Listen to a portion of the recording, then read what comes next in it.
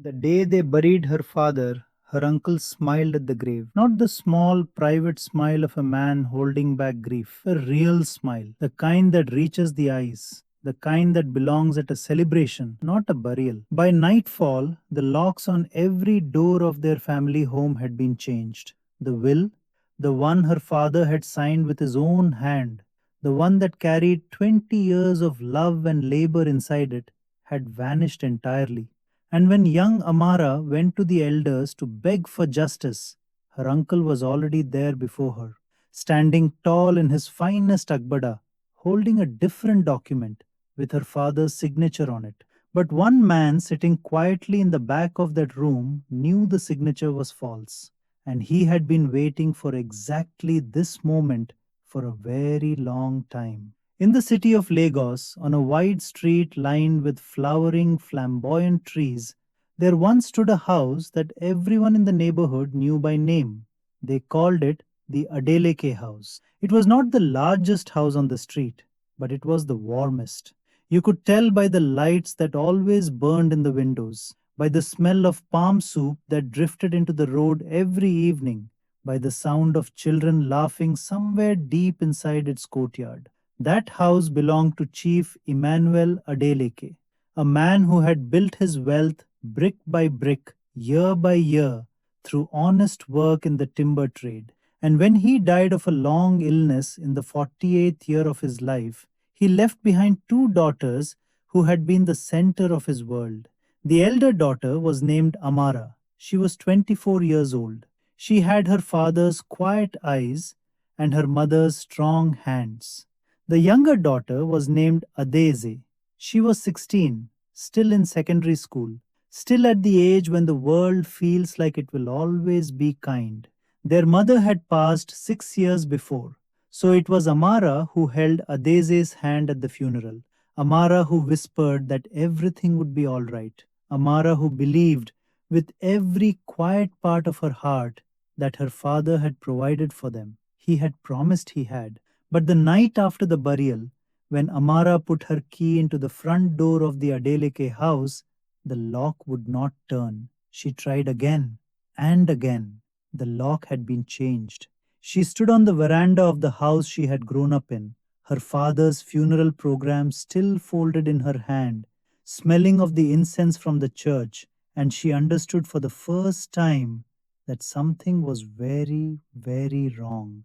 Before we continue, please like this video and subscribe so you never miss a story. And tell us in the comments, where are you watching from today?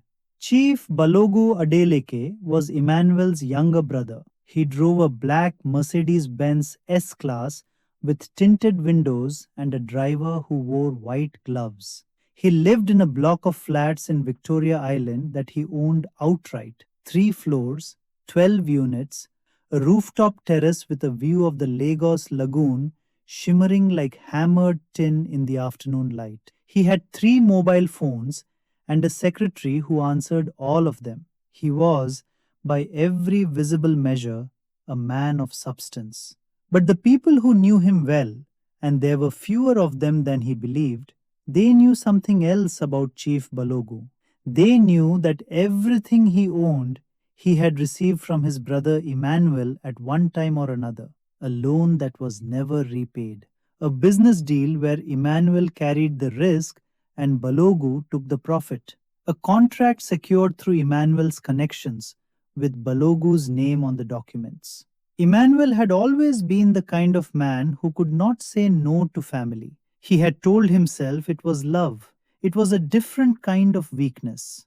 After Emmanuel's diagnosis, a slow illness of the kidneys that the doctors had caught too late, Balogu had begun visiting the Adeleke house more often than he ever had before.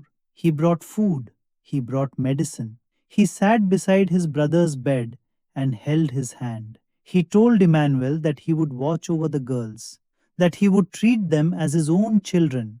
Emmanuel had believed him, because Emmanuel was the kind of man who believed in the goodness of family. That was his only mistake. Now, standing outside the house with her sister's hand in hers, Amara felt the harmattan wind cut across the veranda and raised the hairs on her arms. The night air smelled of dust and diesel from the road. She could hear a generator humming somewhere down the street, and she could hear, from behind the closed door of her own home, the sound of her uncle's voice on the telephone, speaking in the casual, relaxed tone of a man who believes he has already won. Amara had no money in her pocket. She had given her last 5,000 naira to the caterers for the repast. She had Adeze beside her and two small bags of clothing they had carried to the church. She had nothing else. But she had something her uncle had never bothered to consider. She had her father's quiet eyes, and behind those eyes, something was already hardening. She pulled Adeze close, wrapped an arm around her thin shoulders, and they walked away from the house together into the Lagos night. The first thing Amara noticed as they walked was that someone was watching from across the street, a man she did not know. He was sitting on a low wall beneath a flamboyant tree, and in the glow of the street lamp, she could see that he was holding something. A photograph, it looked like. He was looking not at her, but at the house, at the upstairs windows, as if he was counting something. He did not speak, he did not move. But as Amara turned the corner, she had the strange feeling that the stranger's eyes had followed her, and that he had recognized her from somewhere she could not name. 3 days after the burial, Chief Balogu called a gathering of family elders and community witnesses at the home of Alhaji Rashid, a respected elder who served as a customary dispute mediator in their quarter of Lagos. The Adeleke name carried enough history in the neighborhood that Alhaji Rashid agreed to host. Amara arrived with Mama Yetunde Okonkwo, an elderly neighbor who had known Emmanuel since he was a young man, who had eaten at his table and prayed at his wife's funeral and helped nurse him during his illness. Mama Yetunde was 71 years old, and she walked with a cane, and she was afraid of nothing. Balogu arrived in his Mercedes. His driver opened the door. He walked into Alhaji Rashid's compound in his finest agbada, the fabric a deep burgundy that whispered when he moved. He carried a sealed manila envelope. The room smelled of old wood and bitter kola nut. 12 people sat in a circle on low chairs. Amara sat directly across from her uncle. She watched his face the entire time. He never once looked at her. Alhaji Rashid called the gathering to order in his steady, gravelled voice. Balogu opened the envelope. He placed a document on the table. He said calmly that his brother Emmanuel had updated his will 3 months before he died, that the updated will left the family home, the business assets, and the timber yard in its entirety to him as the surviving male elder of the family, to be administered on behalf of the children until they came of age. Amara said, "That is not my father's will." Balogu looked at her for the first time.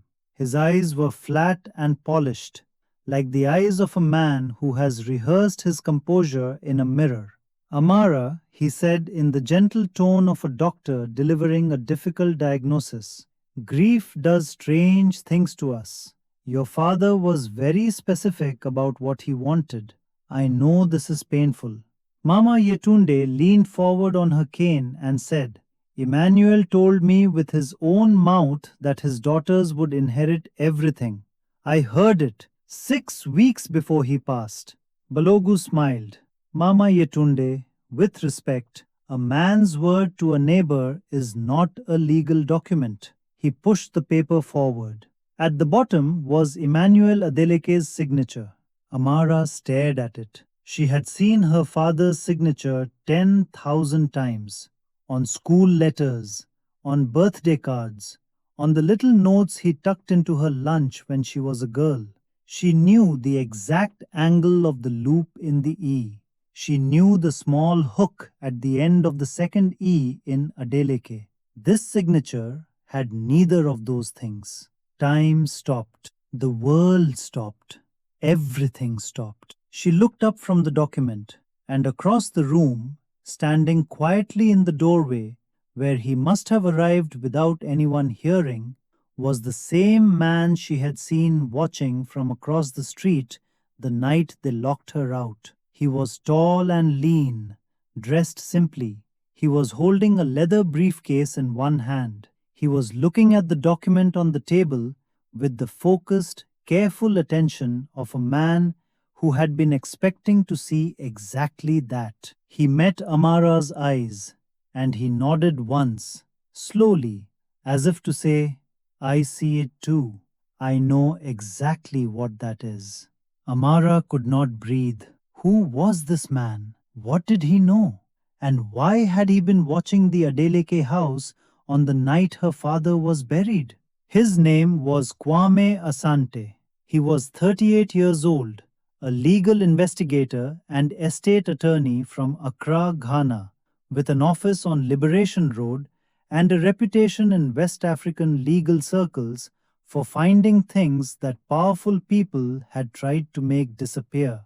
He spoke 4 languages, kept his fingernails impeccably clean, and had spent the last 9 years of his career doing one thing above all others, making sure that the final wishes of dying people were honored. He had come to Lagos because Emmanuel Adeleke had hired him. Kwame introduced himself to Alhaji Rashid before the elder had a chance to adjourn the gathering. He produced his credentials, his bar card from the Ghana Bar Association, a letter of engagement stamped and certified, and a sealed document in a rust brown envelope that Emmanuel had sent to Kwame's office by registered courier 14 months ago, with a handwritten note attached that read, Open this only when I am gone and they come for what belongs to my daughters.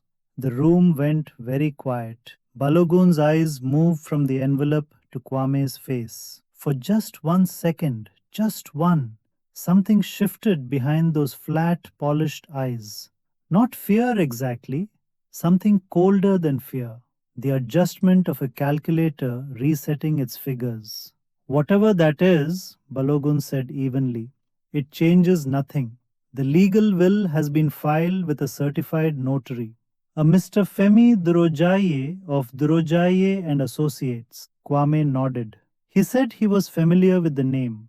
He said the gathering might want to take a short recess. He said there was a great deal more to discuss. Alhaji Rashid granted the recess. During the recess, Kwame found Amara in the narrow corridor outside the main room.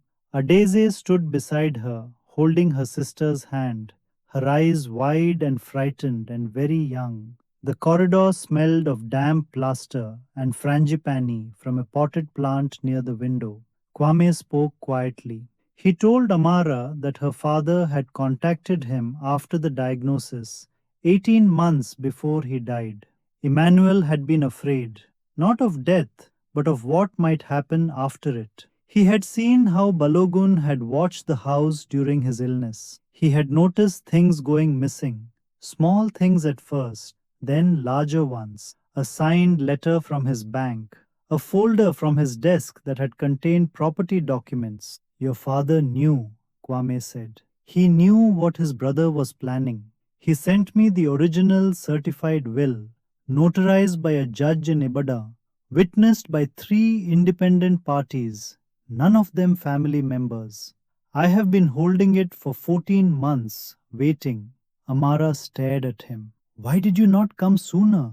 Because I needed to see the forgery first, Kwame said simply. To prove it was a forgery, we need the forged document to exist. Tonight, it does. And now we have everything we need to begin. Amara exhaled. It was the first real breath she had taken in 3 days. Adeze pressed her face against her sister's shoulder. She was trembling slightly, the way young people tremble when they realize the world is both more dangerous and more merciful than they knew. Over the following week, Kwame worked from a rented room in a guest house 2 streets away from the Adeleke house. He slept 4 hours a night. He drank strong Ghanaian coffee from a thermos he had brought from home. He spread documents across every flat surface: the original will, the forged will, property deeds, bank statements, pharmaceutical receipts. It was the pharmaceutical receipts that stopped him cold. Emmanuel's doctors had prescribed him a specific combination of medications for his kidney condition, a carefully calibrated regime that his nephrologist had documented precisely. Kwame had obtained these records as part of his background investigation through a colleague who specialized in medical legal matters. But cross referencing the pharmacy receipts against the prescription records revealed something that had no innocent explanation. For the last 4 months of Emmanuel's life, someone had been filling a different prescription at a small pharmacy in Surulere, a pharmacy 3 kilometers from the Adeleke house, in a neighborhood where Emmanuel Adeleke had no known reason to shop. The prescription was for a diuretic compound, not one Emmanuel's doctors had prescribed, not one that was harmless, one that, in combination with Emmanuel's existing medication and his compromised kidney function, would have accelerated his organ failure significantly. The prescription had been filled under a name Kwame did not recognize, but the address given was the same address as the Adeleke family home. Kwame sat in his rented room, the receipt in his hand, the harmattan dust settling on the windowsill outside, and he understood that the crime was far larger than a forged document. He called Amara immediately. Amara, he said, I need you to listen carefully. Your uncle did not only steal your inheritance. Silence on the line. Then, what are you saying? I am saying, Kwame said slowly, that I believe Chief Balogun may have had a hand in hastening your father's death. The silence that followed was very long and very heavy, and it smelled of grief and fury both at once. Mama Yetunde remembered the pharmacy. When Kwame visited her at her home, a small 2 room apartment full of plants and photographs, and the warm, faded smell of shea butter, she listened carefully to what he described, her hands folded around her cane, her eyes very still. Then she told him that yes, she had seen Balogu enter the Adileke house on several occasions when Emmanuel was too ill to leave his room. She had seen him carry things in. She had assumed it was food or medicine. She had thought he was being a good brother. But once, she said, and here she paused, her voice dropping the way voices do when they carry something important. Once I passed by the house and saw Balogu in the kitchen. The door was open because of the heat. He was not cooking. He was at the medication shelf. He was handling the bottles, looking at them very closely, like a man reading something he did not want anyone else to read. She had thought nothing of it at the time. Now she said she would write it down and sign her name to it. I loved Emmanuel like a younger brother, she said. I will not let his children suffer for my silence. Armed with the original will, the forged will, the pharmaceutical evidence, and Mama Yetunde's signed testimony, Kwame filed an emergency application with the Lagos State High Court for a freeze on all transfers of the Adeleke estate pending investigation. The court granted the freeze within 48 hours. Chief Balogu, through his own lawyers, agreed to attend a private mediation session. He arrived looking composed, dressed in a conservative navy suit rather than his usual agbada. An interesting choice, Kwame noted. The suit was the costume of a man who wanted to appear cooperative. Balogu's lawyers proposed a settlement. They acknowledged a procedural irregularity with the will filing. They offered Amara and Adeze a one-time payment, a sum that was generous by ordinary standards, though it represented perhaps a fifth of the true estate value. In exchange, all claims against the estate and against Balogu personally would be permanently released. Amara looked at the figure written on the paper. She looked at Kwame. Kwame said nothing. He simply waited.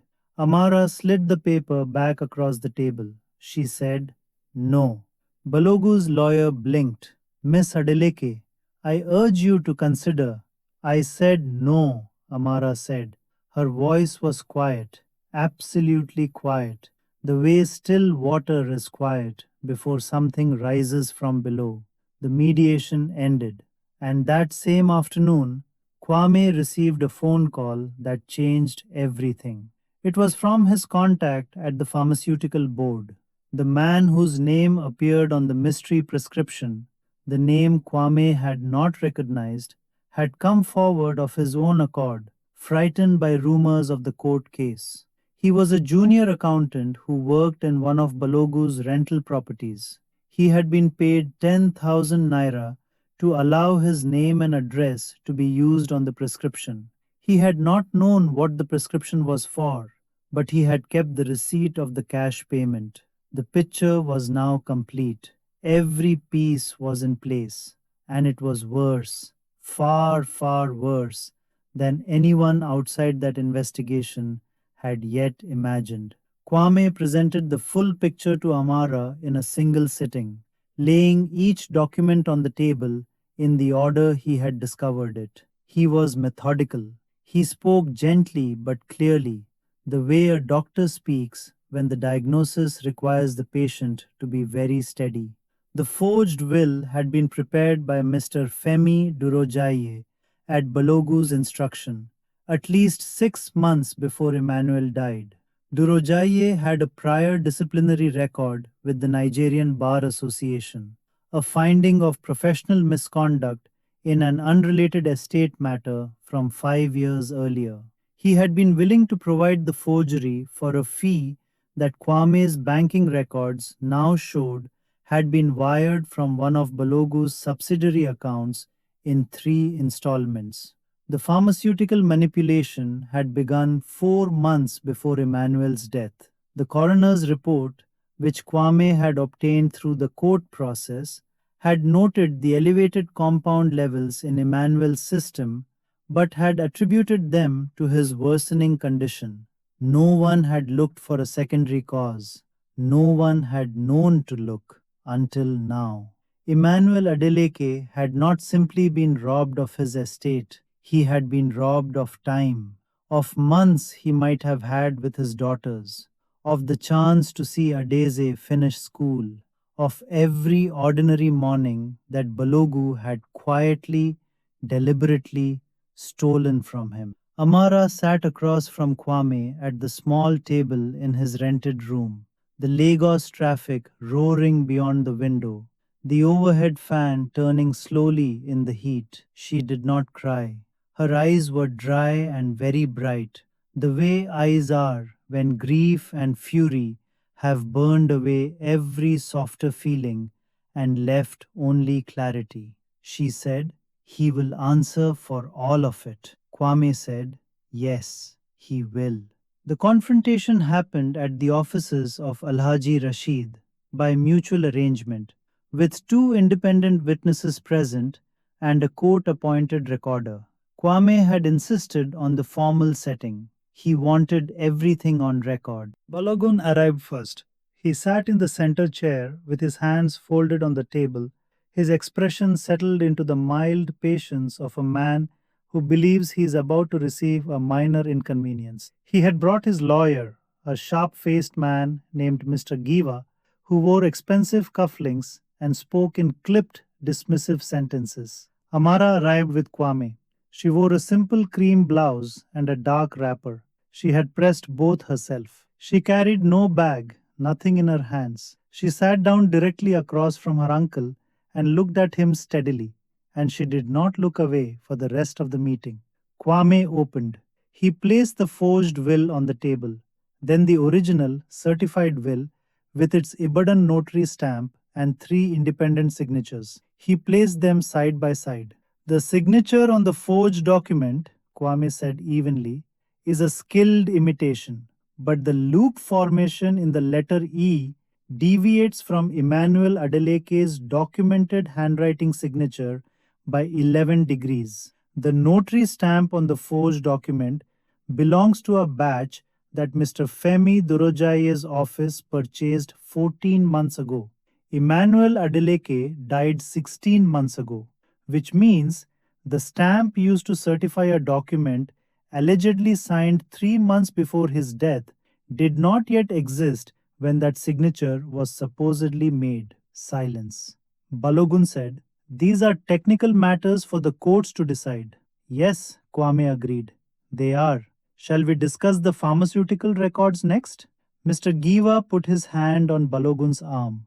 Balogun shook it off. I visited my brother during his illness, Balogun said. I brought him medicine. I cared for him.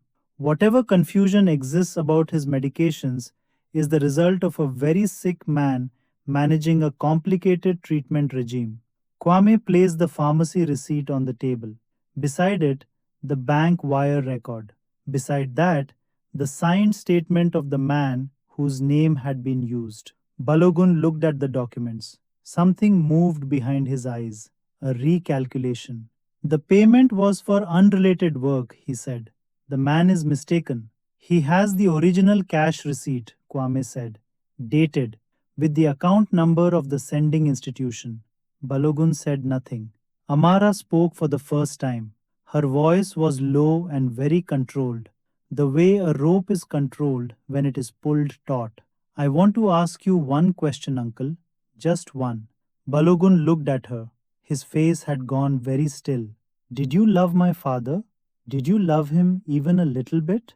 Balogun said, with the careful gentleness of a man choosing his words like stones, I loved my brother. What I did because this family needed strong leadership.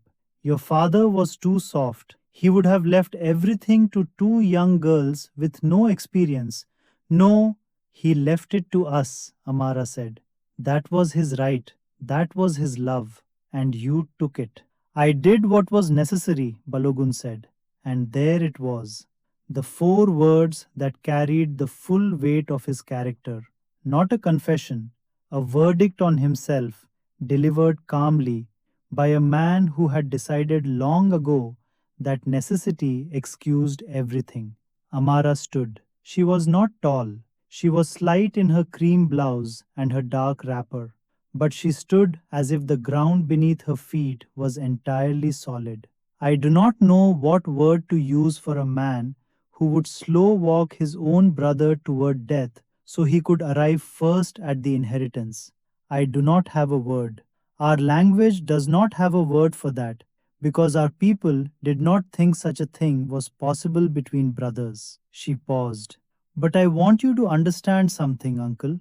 My father gave you everything he had. Every time you came to him with your hand out, he filled it. He loved you the way only a good man can love a person who does not deserve it. And you looked at that love and you saw weakness. You saw an opportunity. Her voice did not shake. It was quiet as still water and clear as Harmattan morning air. You will answer for the forgery. You will answer for the pharmacy.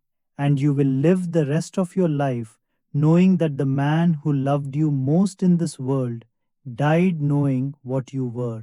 Because I believe he knew at the end. I believe he sent that envelope to Mr. Kwame because he knew. And he still did not expose you himself because he was a good man and you were his brother and he loved you anyway. She sat down. The room was completely silent. Balogun stared at the table. Something had shifted in his face. Not remorse. It was too soon for remorse. But the mask had slipped, just slightly, and beneath it was something small and afraid and very old. Mr. Giva cleared his throat and began to say something about negotiating terms. Kwame cut him off. The matter is being referred to the Lagos State Criminal Investigations Department, Kwame said. Today, this meeting was for the record only. There is nothing to negotiate. If this story is moving you, subscribe now. The ending will change how you see everything. The Lagos State High Court heard the matter of Adeleke versus Adeleke Over 4 sessions spanning 11 weeks, Kwame presented the complete case: the forensic handwriting analysis, the pharmaceutical evidence, the banking records, the testimony of the man whose name had been borrowed, and the signed statement of Mama Yetunde Okonkwo, who attended every session and sat in the front row with her cane across her knees, her presence as steady as a cornerstone.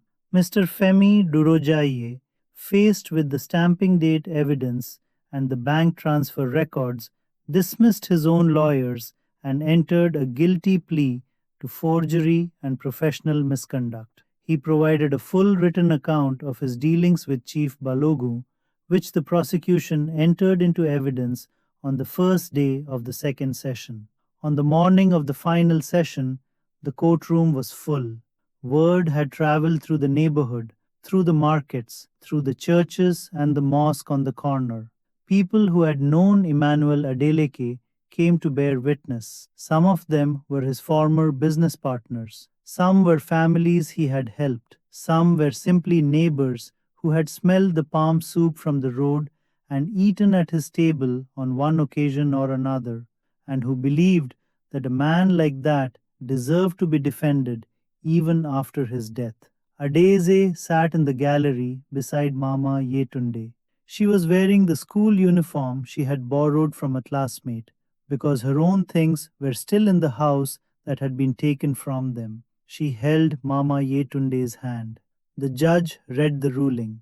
Chief Balogun Adeleke was found liable for fraudulent misrepresentation of a deceased person's will.